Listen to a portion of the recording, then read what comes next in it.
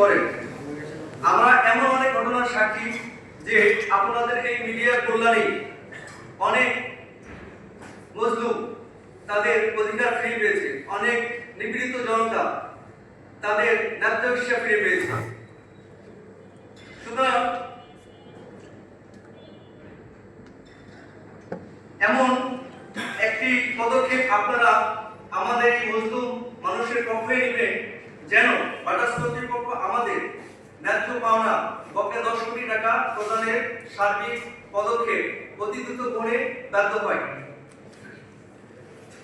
আপনাদের মিডিয়ার এই পেশাগত আশু পদক্ষেপ কামনা করে, আপনাদের সকলের সুস্বাস্থ্য কামনা করে আজকের এই সংবাদ সম্মেলনে আমার মিটিং এখানে শেষ করছি। সবাইকে ধন্যবাদ। আসসালামু আলাইকুম। সংবাদ সম্মেলনের শুরুতেই আপনাদেরকে বিজয়ের উষ্ণ শুভেচ্ছা জানিয়ে শুরু করছি। প্রথমেই আপনাদের শারীরিক উপস্থিতি